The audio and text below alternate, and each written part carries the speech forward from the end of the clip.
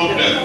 It's a member of the Labour Party who insisted that the Labour Party cannot present a candidate of Dr. They had a legal problem. We went and obtained judgment with God from the Court of Appeal and handed it over to SPN Parliament to use it to defend the Labour Party and by extension Peter Obi's candidacy. To say, yes, I'm not telling you that we're in the business of saving people. Yes. So, ladies and gentlemen, boys and girls, it is no longer news that two candidates in the last presidential election, Peter Obi and Omoyele Sowore, and especially their supporters, have been having a social media meltdown over who the better candidate is.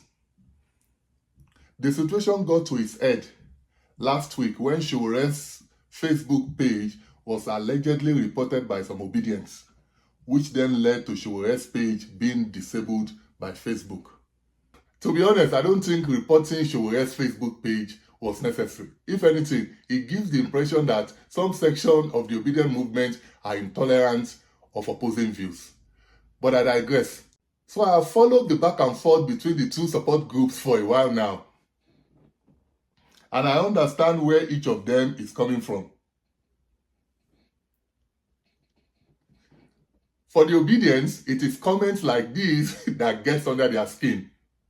When the Labour Party ran into a problem, it's a member of the Labour Party who insisted that the Labour Party cannot present a candidate of Dr. They had a legal problem.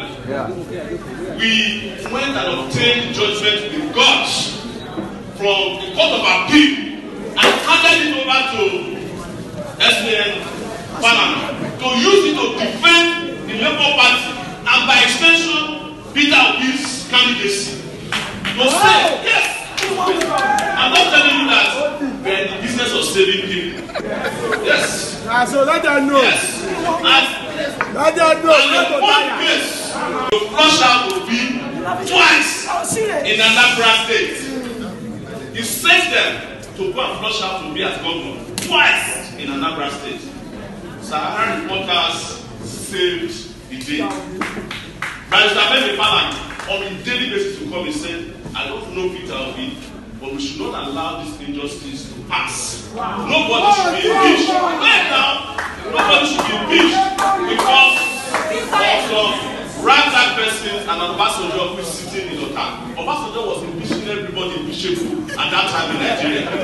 That was how Obi was able to complete 2 tenures. So when we speak, we know what we are saying. The reason why it probably got more attention was this. There was this whole debate around the Muslim ticket. So the Christians said, okay, you want to Islamize Nigeria, we want to Christianize too. And who was the best person available to them? Peter Obi. That's what happened. But in terms of opposition, I don't know why anybody calls Peter Obi opposition. But it's not, Peter Obi is not opposed to anything that the government is doing. Peter Obi did not even organize his supporters to fight for his own election victory, he claimed. He did not fight when they increased fuel price. He has never done anything that opposition people do. Even these terrible people that are in government now, no matter what you say of them, they used to protest.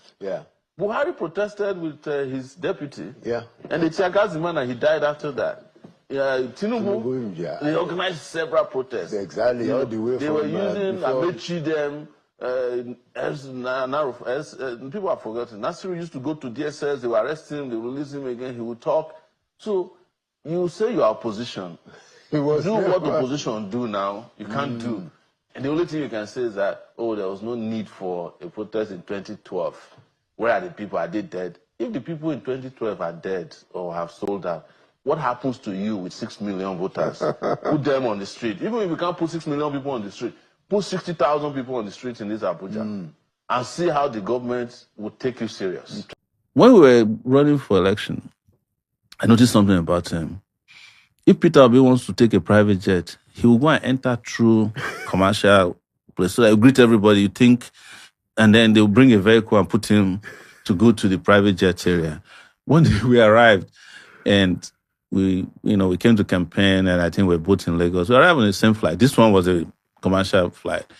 And he waited for me. Maybe they deliberated at the entrance of the plane. And I greeted him. By that very time, we took pictures. I had not left. I posted the picture of myself, and these people like, Sowore has bowed down for Obi. But here is the next part. So we entered the vehicle. I saw him entering a vehicle, and I followed. Turns out he was going to the private section where they treat VIPs. Oh. And then saw him with a whole coterie of, I said, but you came alone and they were all there. Apparently, those ones probably flew on a private jet. Okay. But he decided to fly commercial. And I now asked the guy who was driving, because we were in a car, a Hilux van. I said, let's wait and see what Peter Obi drive, because I was actually expecting that he was driving, was the Innocent Motors. Okay. Peter Obi had nothing less than 10 big Toyota SUVs waiting for him. Why don't we do this? Bring me and Obi to discuss our ideas on your show. I guarantee you he will not come. You think they are afraid of you? They should be afraid, because anybody that's got no ideas at this time should be afraid of those who have ideas. So those are the kind of comments Sowore has been making about Peter Obi in the last 1 or 2 years. But in fairness to Peter Obi, he has intentionally avoided replying to any of those, except for this one occasion when both men threw jabs at each other, calling each other very derogatory names. To be clear, none of them mentioned each other's names in their post on Twitter. But a review of their individual posts and the obvious history between the two of them obviously indicated who they were referring to.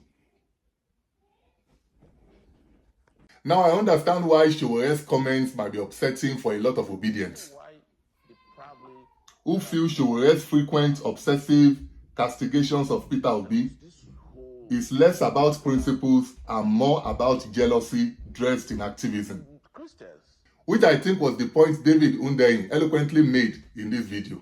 Watch. Let's put this into context, right? Sowore has run for president how many times now? Three times.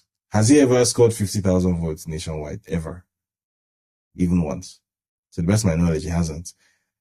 Yet, it might surprise you to know that the reason why he has such a big problem with Peter Obi is that he believes that third force, that creation of a genuine third force contender in 2023, which Peter Obi was, he believes that Peter Obi took his spot, that somehow it was going to be him. And then Peter Obi came in as an opportunist and then stole his thunder. I don't know why he thinks that, because I think he got about 14,000 votes in the 2023 election. Peter Obi, according to the official numbers, which we've reviewed downward, got about 6 million votes.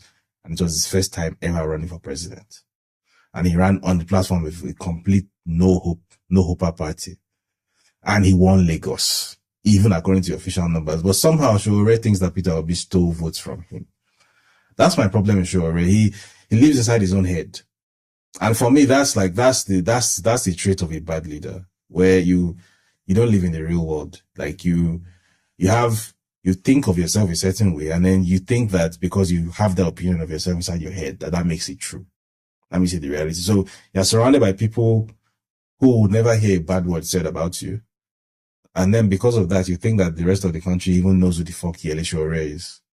Now, even Reno Mokri, who is now a no-no on Peter Obi, used to share that opinion. Earlier today, Nigerians saw that Omoyele Sowore, the publisher of Sahara Reporters, was attacking the personality of Peter Obi, the Labour Party presidential aspirant, or rather candidate. Now, Peter Obi is no longer in the PDP. We worked to get him in the PDP, and we worked. Particularly, I worked to get him as the vice presidential candidate of the PDP in 2019. But even though he's left, he's still my friend. And watching Omoyele Sowore attack him, Nigerians need to understand that this is just a pure case of jealousy. And if you understand the personality of Omoyele Sowore, you find that when he sees somebody more accepted with Nigerian youths, he gets jealous. He wants to tear that person apart. And that's just his nature. It's consistent. It's never going to change. The reason why he's now currently attacking Peter Obi is just because of that Peter Obi has been embraced by a cross-section of Nigerian youth on social media, which used to be his own territory, which used to be a space that he dominated. And now he's lost that space. He's been pushed out of that space on social media with Nigerian youths and replaced by Peter Obi. Now, I played those videos because they essentially captures what most Obedience think about Sowore's attack on Peter Obi. But here's what I think, and I will say this right off the bat. Any Obedience expecting Omoyele Sowore to stop attacking Peter Obi like he's been doing in the last 1 or 2 years doesn't really know politics or hasn't really thought about the situation dispassionately. Yes, you don't really know politics, because if you do, you will know all that Sowore has been doing comes with the territory. If Peter Obi himself doesn't know this, then that would be mostly unfortunate. Now, let's face it, Peter Obi is undoubtedly the leading opposition candidate in Nigeria today, without any shadow of doubt. And as a result, he is getting all the attention that Sowore and others would have loved to get at this time. So what exactly does Obedience want someone like Sowore to do? Sing Peter Obi's praises? Where in the world is that done? Not even in Israel is that done. And certainly not in the United States, a country that we tend to copy a lot of things from. Or has anyone forgotten how the Republican presidential candidates vigorously attacked Donald Trump during these presidential debates? And why would they not? Donald Trump was the leading candidate at the time, and you really do not have to be a political operative to know why all the candidates on this stage were pouncing on him. And that is why when I see comments like this from Obedience, I just chuckle, because frankly, these guys don't seem to get it. So you guys expect Sowore to start going after an Atiku, who is most likely not going to get the PDP ticket, or a Kwankwanso, who is not even sure of winning Kano, the only state he managed to win in the last election. Really, guys? That's what you guys want Sowore to be doing. For me, it's just politics. It's a game of who can outshine the other. As a matter of fact, if Sowore is not attacking Peter Obi the way he's been doing, then it's not smart and he can never be a good politician. Because that's what good politicians do. In my opinion, Sowore just wants to get ahead of Peter Obi, or if you like, he just wants to reclaim his third first position that Peter Obi allegedly took away from him. And of course, it's clear that is unlikely to happen in this dispensation. So, my dear Obedience, it is time to be wiser and smarter, as Omoyele Sowore is the least of Peter Obi's problems. How can someone with this kind of record give you guys so much sleepless nights? How? Honestly, it is either some of you don't just get it, or you are simply just intolerant of opposing views.